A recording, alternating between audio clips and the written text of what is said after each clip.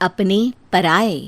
घर की लड़ाइयाँ कितनी भी हो, लेकिन ये भी सच है कि किसी पर कोई आपत्ति हो तो अपना ही परिवार साथ देता है। भैया, मेरे पीछे पुलिस लगी है, प्लीज मुझे बचा लो। रवि और राज दो भाई, लेकिन दोनों में कभी नहीं पटी। अरे क्या हुआ छोटे, क्या कर दिया तूने? अरे कुछ नहीं भैया, मेरा दोस्त है ना राजू, वो मुझे लेकर बैंक गया था। मुझे नहीं पता भैया कि वो वहाँ बैंक लूटने जा रहा है। मैं उसके साथ बैंक में घुसते ही सीसीटीवी कैमरे में दिख गया हूँ। अब पुलिस मुझे ढूंढ रही है भैया, मुझे बचा लो। राज कुछ सोचता है, फिर कहता है, ओके, तुम यहीं रुको, मेरा एक दोस्त पुलिस में है, मैं बात करता हूँ। तभी वहां रवि की बीवी राज की बीवी के साथ आ जाती है।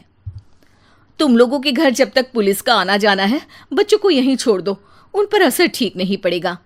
तभी वहां पुलिस आ जाती है। चलो चलो, कौन है रवि, थाने चलो। मैंने कुछ नहीं किया, मुझे कुछ नहीं पता। अरे वो तो पुलिस स्टेशन चलकर ही पता चलेगा कि कुछ पता है कि नहीं, चलो। कहानी का फ्लैशबैक। भैया, मुझे मेरे मकान में हक चाहिए ही चाहिए। अरे लेकिन छोटे, अभी मेरे बच्चों पर काफ़ी खर्चा है, तेरी भाभी की भी तबीयत ठीक नहीं रहती, बजट बिल्कुल नहीं है कि मैं अलग होकर रहूं। देख लो भैया, 1 महीना है तुम्हारे पास, जल्दी से घर खाली कर दो।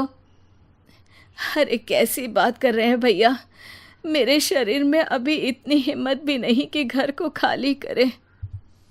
तो क्यों अपना पोषण बेचा भाभी? अरे तुम तो जानती हो, पिताजी की बीमारी के कारण उन्हें हमारी ज़रूरत थी, कैसे आते पैसे। ससुर जी तो बूढ़े थे भाभी, उनकी बीमारी में भी पैसे लगाना कौन सा अकल का काम था। तो क्या पिताजी को मैं मरने के लिए छोड़ देता?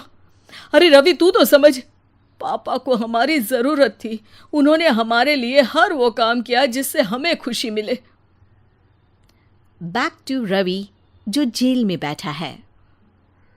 ये मैंने क्या कर दिया था? मैं ना पिता का हुआ ना ही भैया का। मेरे साथ जो हो रहा है ठीक ही हो रहा है। तभी वहां पुलिस वाला आता है। रवि, तुमसे कोई मिलने आया है। भाभी, आप यहाँ क्यों आई? पुलिस स्टेशन है ये भाभी। भैया, आपकी जगह मेरा भाई होता तो क्या मैं नहीं आती?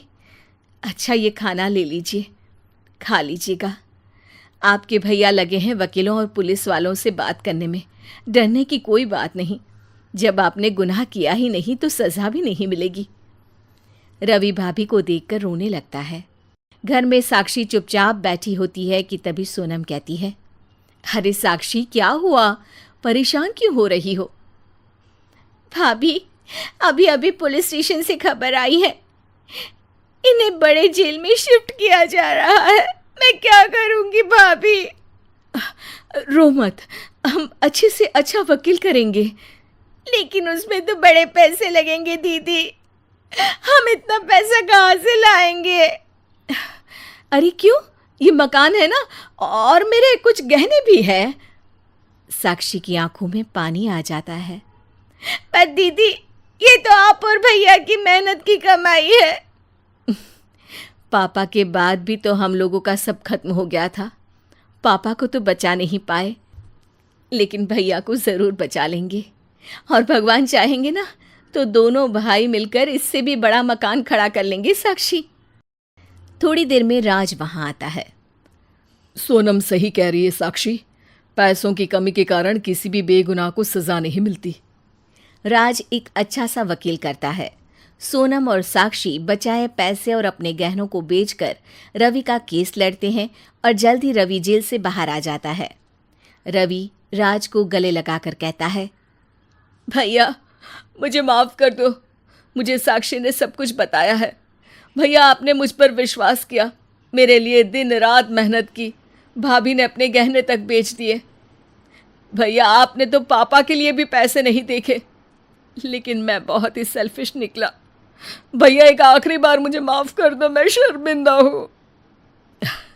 अरे भाई, अपने तो अपने ही होते हैं, पापा ने हमारे लिए क्या नहीं किया ये तुम्हें बताने की ज़रूरत नहीं है मुझे।